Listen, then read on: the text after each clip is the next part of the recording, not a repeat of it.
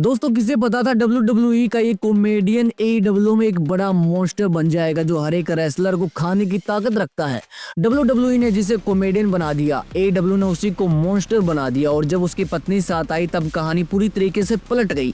आज बात करेंगे रूसो की। मैं हूं विशाल कुमार, चैनल को भी सब्सक्राइब कर दो। दोस्तों ये सिर्फ एक रेसलर का ट्रांसफर नहीं है, ये रिस्पेक्ट, पावर और एक पाप से आजादी की कहानी है। हम बात कर रहे हैं रूसो की, जिसे आप AEW में अब मीरो के नाम से जानते हो। WWE में रूसो कभी रूसो डे, कभी कॉमेडियन एंगल और धीरे धीरे साइड कैरेक्टर बन चुका था। लेकिन असली ट्विस्ट तब आया जब AEW ने कहा कम एस यू आर, और इसी के बाद रूसो की कहानी पलट जाती है और ये बंदा बन जाता है बड़ा मॉन्स्टर। AEW में कदम रखते ही मीरो बन गया गॉड फेवरेट चैंपियन। ना स्क्रिप्टेड जोक्स थे, ना जबरदस्ती की स्टोरी दी गई, उसे सिर्फ पावर और वॉयलेंस करने के लिए बोला गया। अब बात करते हैं उसकी पत्नी की, यानी लाना की। अब CJ पेरी बन चुके हैं वो। WWE में लाना ग्लैमर मैनेजर, लेकिन अक्सर ओवर एक्सपोज्ड और अंडर यूज्ड बन चुकी थी। AEW ने क्या अलग किया उनके लिए, इसके ऊपर बात करते हैं। काफी इम्पोर्टेंट है, उसे एक कैरेक्टर प्लस स्पेस दिया गया, अपनी पहचान खुद बनाने दी गई, सिर्फ वाइफ को रेसलर नहीं रहने दिया। जब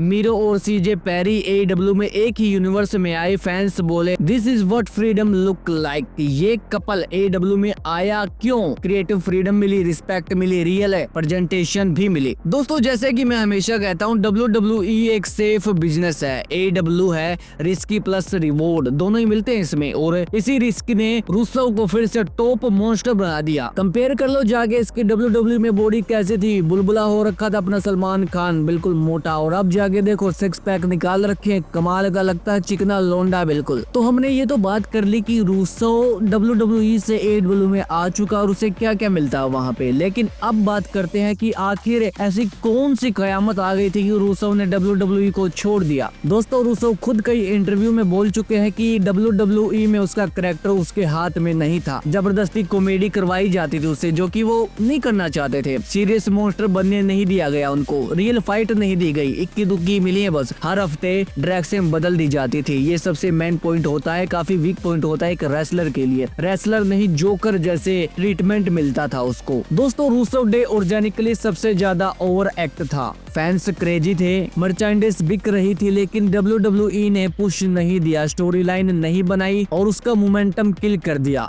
रूसो को लगा कंपनी खुद मेरा नुकसान कर रही है और इसी वजह से उसने WWE छोड़ दी और AEW को ज्वाइन कर लिया। दोस्तों जैसा कि मैं हमेशा बोलता हूँ, रेसलिंग स्क्रिप्टेड हो सकती है, लेकिन डिसरिस्पेक्ट, फ्रस्ट्रेशन और कमबैक 100% रियल होता है। और दोस्तों इतना ही नहीं, WWE ने काफी सारे रेसलर की लंका लगाई है, सबके ऊपर वीडियो बना रखी है, जाके देख लो। तो ये थी रूसो की कहानी कि किस तरीके से बेइज्जत हो गए वो निकले। यार एक छोटी सी बात समझो, जो बंदा रेसलिंग के लिए बना है, आप उसे स्क्रिप्टेड दे रहे हो, उसे जोक करवा रहे हो, कॉमेडियन बना रहे हो, ये कहाँ तक सही है? ऑडियंस कुछ हद तक अट्रैक्ट होती है, लेकिन बार बार वही चीज। और दोस्तों इतना ही नहीं, रोमन रेन का इन लोगों ने सत्यानाश कर दिया, उसको इतना पावरफुल बना दिया कि गोल्डबर्ग को भी इस बंदे ने हरा दिया। मतलब क्या है ये? कुछ भी नहीं। तो खैर ये थी रूसो की कहानी। अगर कोई टॉपिक है तो कमेंट में लिख दो, उसके ऊपर भी मैं वीडियो बनाऊंगा। मैं हूँ विशाल कुमार, मिलता हूँ अगली वीडियो में, तब तक के लिए जय हिंद, वंदे मातरम।